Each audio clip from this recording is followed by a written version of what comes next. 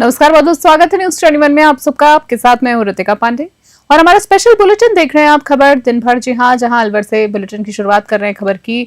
खबर आ रही है जहां अलवर जिले के रामगढ़ कस्बा स्थित गोविंदगढ़ रोड पर गुरुवार सुबह करीब 8:30 बजे एक दर्दनाक सड़क हादसा हुआ है। जी हां, दुखद खबर है जहां शुगर की दवा लेने जा रहे मां और बेटे को एक निजी स्कूल की तेज रफ्तार बस ने टक्कर मार दी है, जिससे दोनों की मौके पर ही मृत्यु हो गई है। टक्कर इतनी ज्यादा भीषण थी कि स्कूटी को 100 मीटर से ज्यादा दूरी तक घसीट कर ले जाना पड़ा, जहां मृतका मंगली देवी और उनके पुत्र इंद्रजीत सिंह दोनों, आपको बता दें, ललावंजी गांव के निवासी बताए जा रहे हैं। मृतक इंद्रजीत सिंह ने के 2 मासूम बेटे हैं। गनीमत रही कि स्कूल बस में सवार किसी भी बच्चे को चोट नहीं आई है। थानाधिकारी ब्रिजेंद्र सिंह, जी आपको बता दें, थानाधिकारी ब्रिजेंद्र सिंह ने बताया है कि लोहा मंडी के पास हुई इस घटना की सूचना पर पुलिस तुरंत मौके पर पहुंची है। दोनों मृतकों के शव को पोस्टमार्टम के लिए भेजा गया। आपको बता दें, पोस्टमार्टम के लिए परिजनों को सौंप दिया गया है, जहां परिजनों की रिपोर्ट के आधार पर मामला दर्ज कर लिया गया है। अलवर से प्रदीप गोयल की खास रिपोर्ट देख रहे थे आप।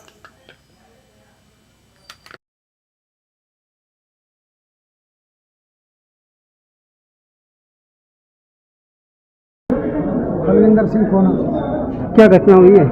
ये एक बेटा और एक माँ थी। वो दोनों बेटा अपनी मम्मी को दवाई दिलवाने रोज लेकर आ रहा और आज भी लेकर आ रहा था, और इधर से आरबीएससी पब्लिक स्कूल की बस जो काफ़ी स्पीड में लहराती हुई, कम से कम 50 से 60 उसमें बच्चे थे और बहुत स्पीड में टक्कर हुई आमने सामने। कम से कम 200 मीटर उसको घसीट के ले गई। हम तो प्रशासन से मांग करते हैं कि जो भी प्राइवेट स्कूल फिक्स टाइम पे तो चलते हैं जी, पर 10-20 मिनट पहले तो चलते नहीं हैं। फिक्स टाइम की 2-2 चक्कर लगवाते हैं प्राइवेट स्कूल वाले, और बच्चों की जान के साथ बहुत बड़ा खिलवाड़ हो रहा है जी। सुरक्षा के कोई मानक नहीं है इनके, बहुत स्पीड बस चलाते हैं अंधाधुंध से, और ये दुर्घटना तो उसी का नतीजा है। क्या नाम है आपका? राकेश। क्या घटना हुई है? ये ललावंडी से आ रहे थे, माँ और बेटे दोनों रिश्तेदार थे मेरे, और रामगढ़ जा रहे थे। प्राइवेट स्कूल की बस रामगढ़ से तेज गति से आ रही थी और उसने एक्सीडेंट कर दिया। ये लोहा मंडी के पास में टक्कर मार दिया आमने सामने से, ओवरटेक करते हुए। फिर मौके पे हो गई। 100 मीटर तक घसीटते लेके गई है बस इनको। छोटे छोटे बच्चे हैं। मम्मी की दवाई दिलवाने लेके जा रहा था ये लड़का। अब डेड बॉडी कहाँ है? डेड बॉडी रामगढ़ इसके सरकारी हॉस्पिटल में पोस्टमार्टम करा रहे हैं। हाँ, पोस्टमार्टम। और अगली खबर देख रहे हैं नागौर से, जी आपको बता दें, जहां भाजपा ने मतदान सूची के विशेष गहन पुनर्निरीक्षण 2025 एसआईआर कार्यक्रम की तैयारी को लेकर पार्टी कार्यालय सभागार नागौर में एक कार्यशाला का आयोजन किया है। कार्यक्रम का शुभारंभ जिला अध्यक्ष रामधन पोटलिया, पूर्व विधायक मोहन राम चौधरी और उपाध्यक्ष ज्योति मिर्धा ने पंडित दीनदयाल उपाध्याय और डॉक्टर श्यामा प्रसाद मुखर्जी के चित्रों पर माल्यार्पण करके किया है।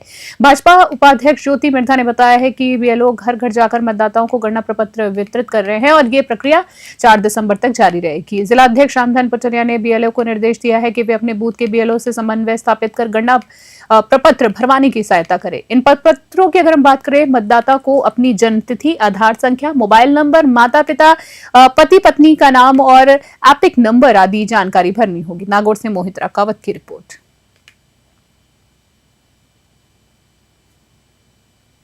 श्रीकरणपुर से खबर देख रहे हैं। श्रीकरणपुर इलाके में डेंगू के बढ़ते संभावित प्रकोपों को देखते हुए नगरपालिका प्रशासन अलर्ट मोड पर आ गया है।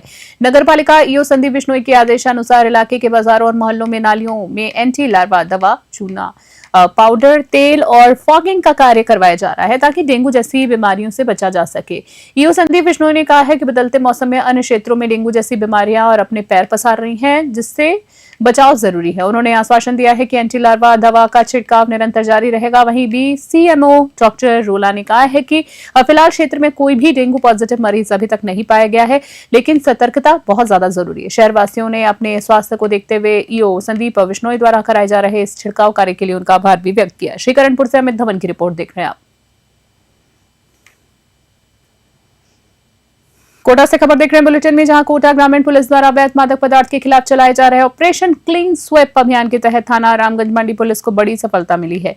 पुलिस ने अवैध मादक पदार्थ गांजा के साथ एक अभियुक्त आसिफ खान पुत्र अकील शेख को गिरफ्तार किया है। आसिफ खान को गश्त के दौरान नियामत खेड़ी रोड प्लानिंग रामगंज मंडी से 308 ग्राम अवैध मादक पदार्थ गांजा के साथ गिरफ्तार किया गया है। अभियुक्त आसिफ खान के खिलाफ पूर्व में कुल 16 आपराधिक प्रकरण दर्ज है।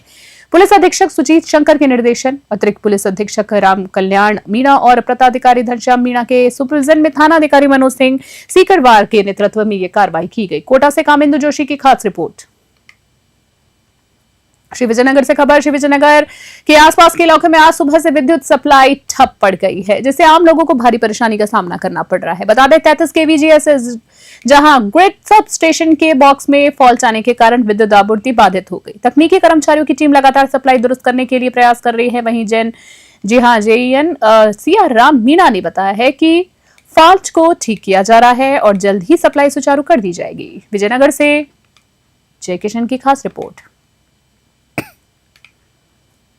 अगली खबर कोटा से आ रही बुलेटिन में, जहां राजस्थान सरकार की ओर से स्वीकृत 6 आयुर्वेद कॉलेजों में से कोटा संभाग को सबसे पहले कामयाबी मिली है। कोटा में 21 करीबन 90 करोड़ रुपए की लागत से आयुर्वेद, योग एवं प्राकृतिक चिकित्सा महाविद्यालय का नया भवन बनकर तैयार किया गया, जिसका लोकार्पण गुरुवार को किया गया है। लोकसभा अध्यक्ष ओम बिरला, उप मुख्यमंत्री डॉक्टर प्रेमचंद्र बैरवा, विधायक संदीप शर्मा और राजस्थान आयुर्वेद विश्वविद्यालय जोधपुर के कुलगुरु वैद्य गोविंद सहाय शुक्ला ने संयुक्त रूप से इसका उद्घाटन किया। करीब 21.90 लाख करोड़ की लागत से जी हां बना यह भवन 64,443 वर्ग फीट में क्षेत्र में फैला है। इसमें 7 लेक्चर हॉल, एक विशाल auditorium, refreshment lobby, faculty room, labs, blood bank और पुस्तकालय जैसी आधुनिक सुविधाएं शामिल है। नए भवन में एक साथ अगर हम बात करें 450 विद्यार्थी अध्ययन कर सकेंगे। वहीं डिप्टी सीएम बैरवा ने कहा है कि इससे हड़ौती अंचल में आयुर्वेद शिक्षा, चिकित्सा, रोजगार के नए अवसर खुलेंगे और जनता को भारतीय चिकित्सा पद्धति से उपचार का लाभ भी मिलेगा। कोटा से कामेंदु जोशी की खास रिपोर्ट। अच्छी चिकित्सा पद्धति से बहुत जो है उसको बढ़ावा मिल रहा है और उसके पीछे माननीय प्रधानमंत्री नरेंद्र मोदी जी भी, उनका बहुत बड़ा योगदान है, क्योंकि योग और चिकित्सा, आयुर्वेद चिकित्सा बिल्कुल मिला जुला नाम है। जिस प्रकार से योग के द्वारा व्यक्ति निरोगी रह सकता है, सदैव वो उसके शरीर में रोग ही नहीं आते, वो मानसिक रूप से स्वस्थ रह सकता है, शारीरिक रूप से स्वस्थ रह सकता है यदि वो योग करे तो। और योग को इस ताकत को पूरे विश्व ने माना है और 175 देश योग को 22 जून को जो है योग दिवस के रूप में मनाते हैं। आज बड़ी आवश्यकता है, क्योंकि बढ़ता हुआ प्रदूषण, खान पान का जो इस तरीके से खान पान के अंदर मिलावट के बाद जो यूरिया और पेस्टिसाइड का आदमी बिना कारण ही अकारण ही रोगी हो जाता है। और ऐसे में आवश्यक के लिए भी आयुर्वेद और आयुर्वेद औषधियों का महत्वपूर्ण योगदान है। हम सब मानते हैं कि भारत में ये प्राचीन पद्धति है, लेकिन प्राचीन पद्धति के साथ साथ आधुनिकता के अंदर भी आयुर्वेद और योग में नए रिसर्च, नए इनोवेशन हुए हैं और आयुर्वेद की कई औषधियों को भी नए रिसर्च होने से लोगों के परमानेंट इलाज के लिए ये औषधियाँ बहुत महत्वपूर्ण साबित हुई है। और इसलिए दुनिया के देशों ने भी योग पद्धति के साथ साथ हमारे आयुर्वेद औषधि को अपनाना शुरू किया है। भारत हमेशा आयुर्वेद चिकित्सा पद्धति पर विश्वास भरोसा रखता है। कोटा के अंदर आने वाले समय में इस महाविद्यालय के साथ साथ। अगली खबर महुआ से देख रहे हैं। जयपुर रेंज आईजी राहुल प्रकाश और दौसा एसपी सागर राणा के निर्देशानुसार महुआ पुलिस थाना अधिकारी राजेंद्र कुमार मीणा के नेतृत्व में एक विशेष पहल की गई है। इसके तहत राजकीय उच्च माध्यमिक बालिका विद्यालय महुआ की बालिकाओं को थाने का भ्रमण कराया गया और उन्हें महिला और बालिका जागरूकता पर महत्वपूर्ण जानकारी दी गई है। बालिकाओं को महिला अपराधों के बारे में जागरूक किया गया और उन्हें सुरक्षित रहने के तरीके बताए गए हैं। उन्हें यातायात नियमों के महत्व के से अवगत कराया गया और साइबर अपराधों से बचने के तरीके और सावधानियों की जानकारी भी दी गई है। बालिकाओं को आत्मरक्षा के गुण भी सिखाए गए। विद्यालय के प्रधानाचार्य, अध्यापक, अध्यापिका सहित 100 बालिकाओं ने इस कार्यक्रम में उत्साहपूर्वक भाग लिया। महुआ से अश्विनी जांगड़ी की रिपोर्ट।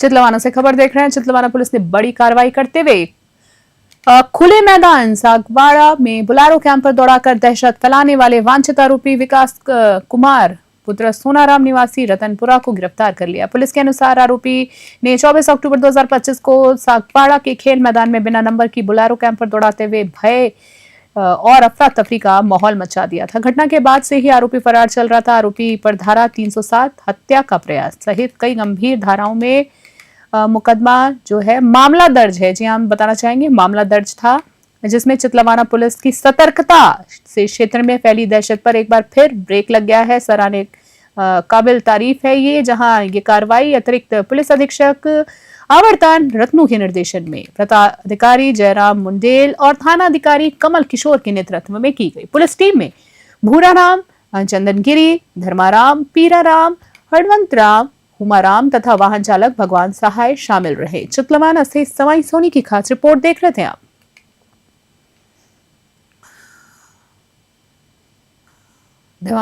धौलपुर से खबर देख रहे हैं, जहां धौलपुर जिले के सिपोही थाना क्षेत्र में उमरारे गांव में बुधवार शाम एक 11 वर्षीय बालिका ने संदिग्ध परिस्थितियों में फांसी लगाकर अपनी जीवन लीला समाप्त कर ली है। दुखद खबर है, जहां मृतका की पहचान ज्योति पुत्री पप्पू जाट के रूप में हुई है। परिजनों के अनुसार बालिका ज्योति ने बुधवार शाम अपने पिता पप्पू जाट को खाना खिलाया था।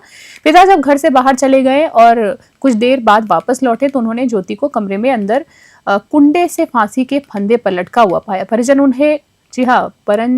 जो है ज्योति को तुरंत अचेत अवस्था में लेकर जिला अस्पताल पहुंचे, जहां चिकित्सकों ने उन्हें मृत घोषित कर दिया। सूचना पर पहुंची पुलिस ने शव को कब्जे में लेकर जिला अस्पताल की मोर्चरी में रखवा दिया है।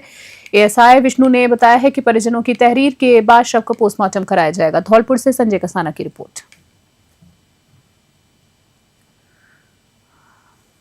आज मैं थाने पर ड्यूटी पर था तो पप्पू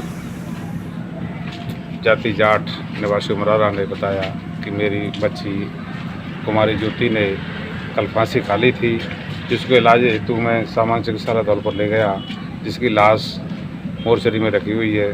उसने मर्ग दर्ज कराने हेतु तहरीर थी, जिस पर दर्ज कर पोस्टमार्टम की कार्रवाई की जा रही है। सर कारण कोई पता पड़ा है? फांसी लगने से हुई है और अन्य जानकारी के लिए पोस्टमार्टम कराया जा रहा है। धौलपुर से खबर देख रहे हैं, छोटे बच्चों को आजकल मोबाइल फोन देना कितना घातक सिद्ध हो सकता है। इसका उदाहरण धौलपुर जिले के कंचनपुर थाना क्षेत्र के कुरिंदा गांव में देखने को मिला है, जहां एक 13 वर्षीय बच्चे ने फांसी लगाकर आत्महत्या कर ली है। ये दुखद घटना उसे मोबाइल पर गेम खेलने से रोकने के बाद हुई है। हेड कांस्टेबल कपिल शर्मा ने बताया कि परिजनों से पूछताछ में पता चला है कि मृतक बालक विष्णु मोबाइल पर फ्री फायर गेम खेल रहा था। जब उसके पिता ने उसे गेम खेलने से रोका तो उसने गुस्से में आकर घर के कमरे में फांसी का फंदा लगा लिया। विष्णु को स्थानीय अस्पताल ले जाया गया, जहां उसे जिला अस्पताल रेफर कर दिया गया। पुलिस ने परिजनों की तहरीर पर शव का पोस्टमार्टम कराने के बाद उसे सौंप दिया और मामले की जांच जारी है। धौलपुर से संजय कसाना की रिपोर्ट। कल दिनांक 5/11/2025 को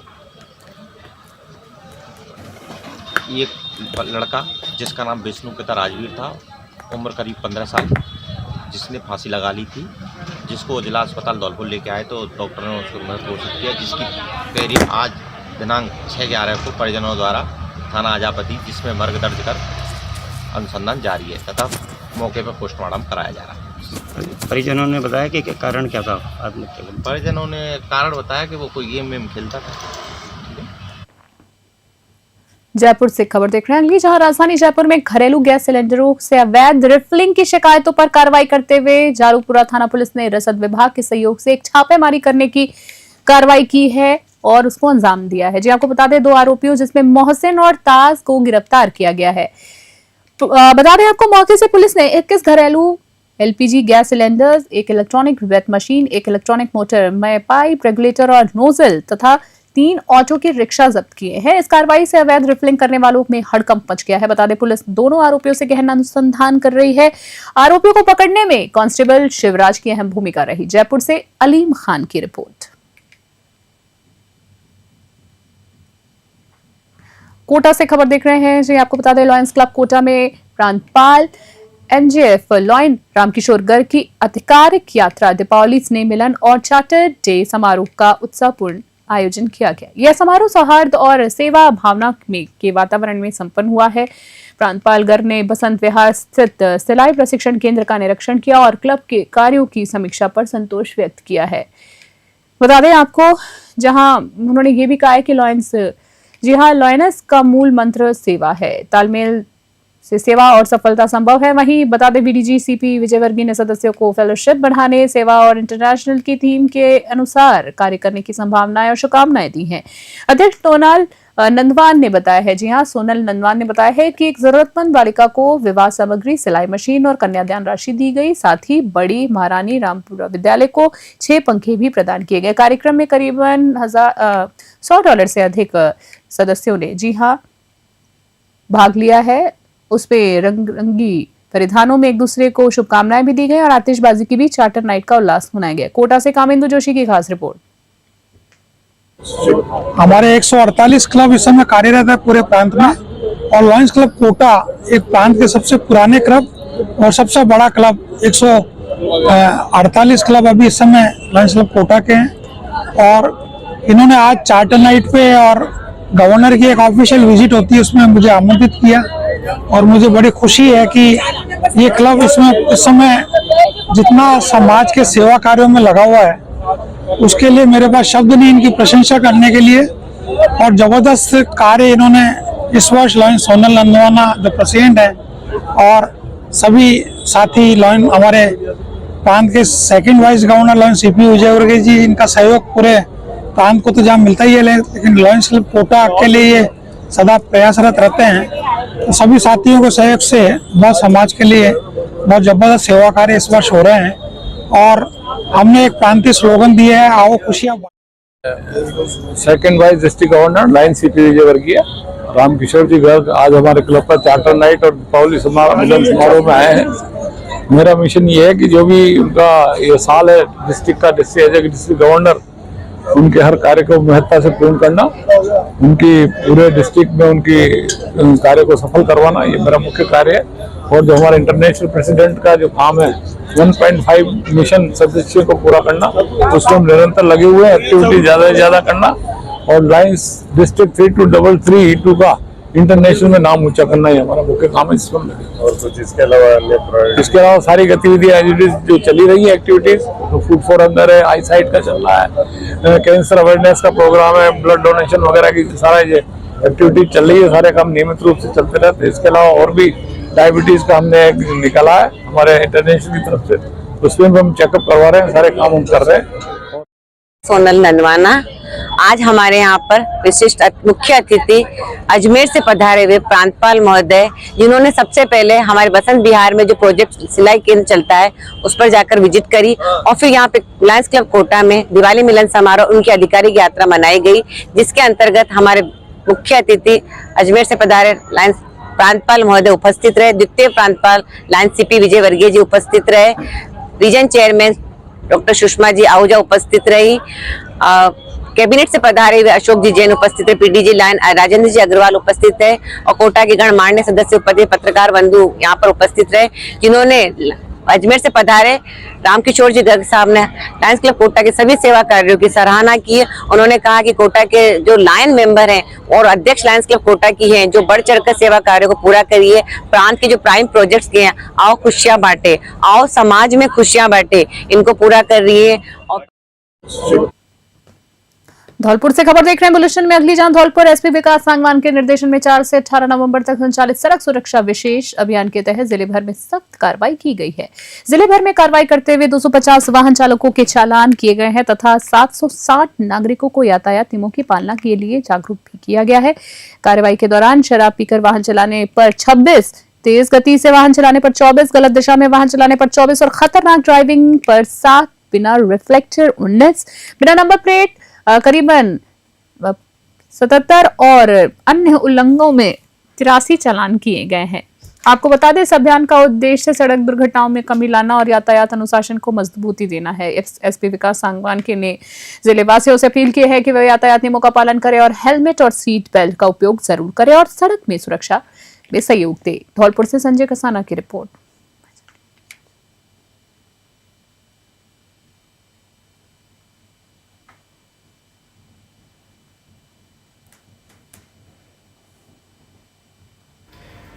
देखिए, राज्य सरकार के द्वारा और पुलिस मुख्यालय के द्वारा सड़क सुरक्षा अभियान जो है वो 4 से 18 नवंबर तक शुरू किया गया है, जिसके अंतर्गत जो भी ट्रैफिक के नियमों का उल्लंघन कर रहे हैं या सड़क पर शराब पीकर वाहन चला रहे हैं, तेज़ गति से वाहन चला रहे हैं, गलत दिशा में वाहन चला रहे हैं या जो अपने ट्रैफिक के नियम हैं उनकी पालना ढंग से नहीं कर रहे हैं, उनके विरुद्ध कठोर कार्रवाई इसमें की जा रही है। साथ ही काफ़ी लोगों को यातायात के नियमों के बारे में स्कूल्स में, कॉलेजेस में और पंचायत स्तर पर जाकर समझाइश की जा रही है, नियमों के बारे में बताया जा रहा है। मेरा धौलपुर वासियों से ये निवेदन रहेगा कि वो सभी सड़क सुरक्षा के जो नियम हैं उनको समझें, उसमें सहयोग करें और सुरक्षित रहें। इसी अभियान के अंतर्गत, जो कि अभियान ये 4 तारीख से शुरू हुआ है, कल पुलिस के द्वारा 5 तारीख को करीब 250 के आसपास जो एनफोर्समेंट की कार्रवाई है वो की गई है। कठुमर से खबर, जहां गत 26 अक्टूबर को कठुमर थाना क्षेत्र के ग्राम तही में वारंटी को पकड़ने गई दौसा जिले के मंडावर पुलिस थाना पर हमला करने के मुख्य आरोपी को कठुमर पुलिस ने गिरफ्तार कर लिया है। बता दें आपको खबर में आगे, जहां लूट के आरोपी स्थायी वारंटी को पकड़ने गई मंडावर पुलिस के 3 पुलिसकर्मियों पर वारंटी के परिजनों ने हमला कर दिया था और आरोपी को छुड़ा ले गए थे। हमले में 3 पुलिसकर्मियों को चोटें आई थी, जिसके बाद मंडावर पुलिस ने अपनी जान बचाकर कठुमर थाने में शरण ली थी। मंडावर पुलिस के एसआई रमेश कुमार ने इस मामले में राज्यकार में बाधा, मारपीट और आरोपी को जबरन छुड़ाने का मामला कठुमर पुलिस थाने में दर्ज कराया था। थानाधिकारी महेश तिवारी ने आरोपी टिंकू सिंह, जी हां, उर्फ भानु प्रताप सिंह राजपूत निवासी तसई को गिरफ्तार किया। आरोपी को गिरफ्तार करने के बाद पुलिस ने कठुमर कस्बे में उसका जुलूस निकाला। इस दौरान बात करें तो आरोपी हाथ जोड़कर माफी मांगता रहा। कठुमर से अखिलेश शर्मा की रिपोर्ट। लाहौर से खबर आ रही है, शहरी सेवा शिविर के अंतर्गत लाहौर नगर पालिका में चल रहे फॉलो अप शिविर का उद्घाटन अधिकारी और प्रशासक रोहित चौहान द्वारा आकस्मिक निरीक्षण किया गया है। प्रकाशक की बात करें तो रोहित चौहान ने शिविर में उपस्थित लोगों को चर्चा की है उनसे और नगर पालिका की विभिन्न शाखाओं का निरीक्षण किया है। उन्होंने निर्देश दिए कि अभियान अवधि में नागरिकों की समस्याओं का त्वरित निस्तारण किया जाए। अधिशासी अधिकारी यानी ईओ राकेश कुमार दवे ने विभिन्न शाखाओं द्वारा चलाई जा रही योजनाओं और निर्माण कार्यों के बारे में प्रशासक को अवगत भी कराया है। निरीक्षण के दौरान प्रशासक द्वारा मौके पर की गई प्रार्थियों को पट्टा विलेख, भवन निर्माण स्वीकृति, जन्म प्रमाण पत्र और बिजली पानी की अनापत्ति प्रमाण पत्र यानी एनओसी वितरित किए। लाहौर से संजीव कुटल की रिपोर्ट। धौलपुर से अगली खबर बुलेटिन में, जहां धौलपुर पुलिस अधीक्षक विकास सांगवान के निर्देशन में जिले में अवैध चंबल, रेता खनन एवं परिवहन को रोकथाम के लिए चलाए जा रहे अभियान के तहत एक बड़ी कार्रवाई की गई है। थाना वसई टांग पुलिस और डीएसटी टीम ने संयुक्त कार्रवाई करते हुए रेता बजरी से भरी 10 ट्रैक्टर ट्रॉलियों को जब्त किया है। वहीं अतिरिक्त पुलिस अधीक्षक एडीएफ कमल कुमार, बाड़ी सीओ महेंद्र कुमार, थानाधिकारी बसई डांग गंभीर सिंह और डीएसटी टीम प्रभारी प्रेम सिंह के नेतृत्व में इस कार्रवाई को अंजाम दिया गया है। एसपी विकास सांगवान ने कहा है कि जिले में अवैध खनन और परिवहन के विरुद्ध अभियान लगातार जारी रहेगा और इस अवैध गतिविधि में संलिप्त व्यक्तियों के खिलाफ कड़ी कार्रवाई की जाएगी। धौलपुर से संजय कसाना की रिपोर्ट। जयपुर से बड़ी खबर आ रही है, जहां जयपुर में अवैध मादक पदार्थ की बिक्री के खिलाफ बड़ी कार्रवाई हुई है। जहां कार्रवाई करते हुए कनौता थाना पुलिस ने एक महिला आरोपी को गिरफ्तार किया। आरोपी की बात करें, गिरफ्तार आरोपी राजू देवी उर्फ रज्जो सासी के कब्जे से 5.50 ग्राम अवैध मादक पदार्थ स्मैक और 2 लाख करीबन 60,930 की नगद राशि भी बरामद हुई है। कनौता थानाधिकारी मुनिंद्र सिंह के नेतृत्व में टीम ने यह कार्रवाई की है। पुलिस आरोपी महिला से मादक पदार्थ के संबंध में और अन्य आरोपियों के बारे में गहनता से पूछताछ कर रही है। पुलिस की इस कार्रवाई से थाना क्षेत्र में अवैध मादक पदार्थ तस्करों में हड़कंप मच गया। जयपुर से अलीम खान की रिपोर्ट।